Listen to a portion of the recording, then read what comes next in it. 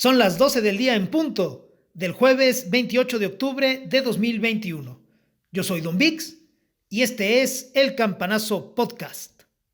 Saludo con el gusto de siempre a la gente de bien, de mal y a los pecadores estándar. En esta oportunidad quiero hablar con usted acerca de quién es Manuel Bartlett Díaz.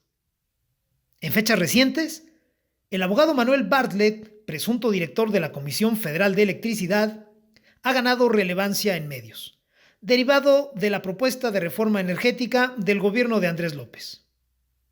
La reversa energética, ese mamotreto estatista, regresivo, nostálgico, necesita a quien la defienda. ¿Y quién mejor que el abogado Bartlett para eso? Incluso no descarto que él sea el autor de la reforma energética de López. Bien, el señor Bartlett acudió en días recientes a una comparecencia en la Cámara de Diputados y tuvo un intercambio de señalamientos con diputados de oposición. Estos le recriminaron la caída del sistema electoral en 1988, cuando Bartlett era secretario de Gobernación y estaba a cargo de ese proceso, y él les respondió diciendo que la caída del sistema fue el fruto de un amaciato, fíjese, entre el Partido Acción Nacional y Carlos Salinas de Gortari. Esto que suena a puntada realmente tiene fondo. El señor Bartlett en verdad cree que así fue, pero para entenderlo necesitamos conocer un poquito de historia. Manuel Bartlett nace en el seno de la clase política mexicana. Su padre fue gobernador de Tabasco en la década de los 50 y como buen miembro de la élite estudió Derecho en la UNAM y después se fue a hacer un posgrado a Europa. No a Estados Unidos, porque eso se puso de moda en la generación siguiente, la generación de Salinas. La generación de Bartlett, que es la misma que la generación de Cuauhtémoc Cárdenas, todavía tenía por costumbre hacer sus posgrados en Europa. Bien, cuando regresa de Europa, Bartlett entra a trabajar al gobierno, obvio, y lo hace a la Secretaría de Gobernación, empezando la década de los 70. En esa época, la Secretaría de Gobernación era el brazo ejecutor de la represión por parte del Estado mexicano en contra de los movimientos sociales. Y ahí se formó el señor Bartlett, y eso ha definido su carrera política. Tuvo después otros cargos, pero terminó yéndose a la Secretaría de Programación y Presupuesto, siguiendo a su entonces jefe, Miguel de la Madrid, cuando el presidente López Portillo lo designó titular de la Secretaría. Bartlett entonces amarró su futuro político al futuro de Miguel de la Madrid. Tan profundamente que cuando Miguel de la Madrid es designado candidato del PRI a la presidencia de México, Bartlett se va como su coordinador de campaña. Obviamente ganaron y Miguel de la Madrid le pagó a Manuel Bartlett haciéndolo secretario de Gobernación. Hasta ahí la carrera de Bartlett era perfecta e idílica. Lo que seguía era la presidencia de México. Sin embargo, usted sabe, en el sexenio de la Madrid hay un cambio en el paradigma político, social, económico de México y el presidente de la Madrid decide dejarle el poder a una generación más joven, a los renos, a los neoliberales encabezados por Salinas, marginando y dejando a un lado a los dinos, entre los cuales obviamente estaba y está Manuel Bartlett. Bartlett no se enoja, al menos no tanto como para irse. Sí, se ve frustrado, pero no se margina. Llega a un acuerdo con Salinas para no bloquear su campaña y Salinas lo premia con una secretaría, la Secretaría de Educación Pública. Hacia el final del sexenio de Salinas, Bartlett se va como gobernador a Puebla y desde ahí opera, coordina, colabora con el gobierno de Ernesto Zedillo.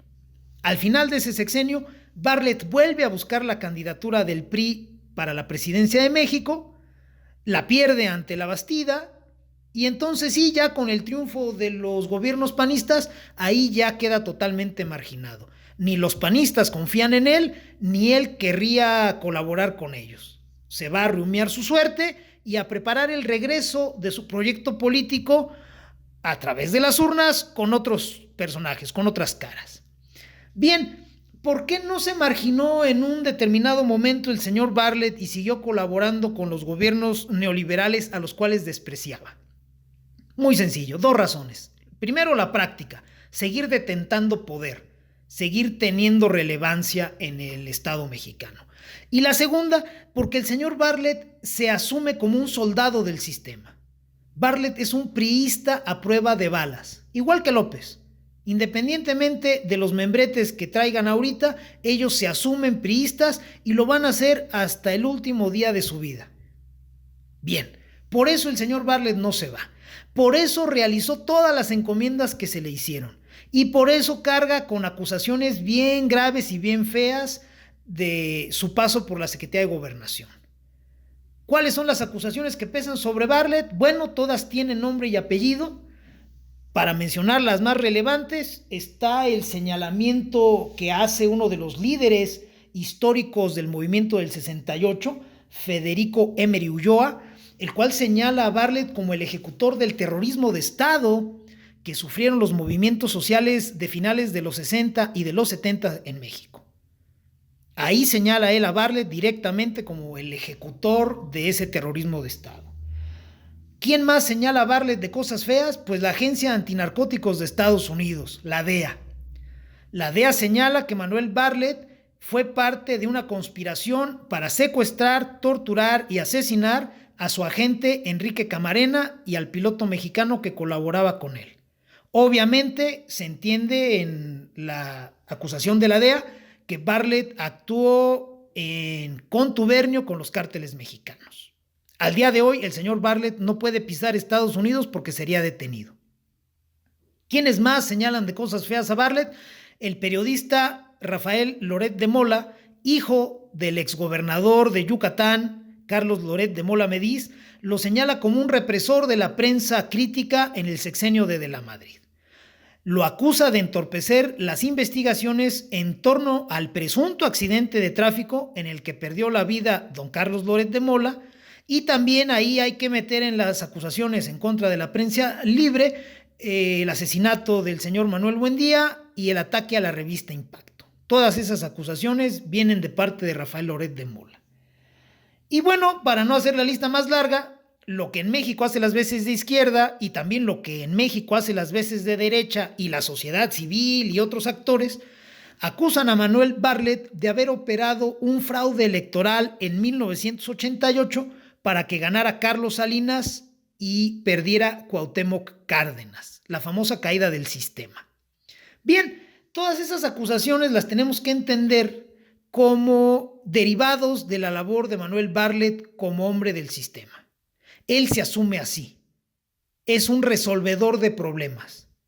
Es un controlador, es un Mr. Wolf del sistema político mexicano. Le guste o no le guste lo que tiene que hacer, si el sistema lo necesita, él lo hace. Así entiende él la política y se entiende a sí mismo. Por eso lo que sonó a puntada en la comparecencia con los diputados. Él realmente cree que el fraude del 88 se derivó de un contubernio entre Salinas y el PAN, porque para él esos representan a los neoliberales, a los renos. Y él lo tuvo que apechugar y operar, porque finalmente él es parte del sistema. Él no le podía fallar al presidente de la Madrid y al candidato Salinas. Manuel Bartlett es un tipo que considera al Estado como algo monolítico, como algo que gira en torno a una persona, a un hombre fuerte, el presidente de la República. Y el presidente debe de ser infalible. Si el presidente falla, falla el sistema. Así de arcaica es la visión de Manuel Bartlett. Así de nostálgico es el sujeto que está a cargo hoy del fluido energético que usted y yo utilizamos en la empresa y en la casa. Esa es la relevancia de esta semblanza de Manuel Bartlett. Es un controlador. Es un represor.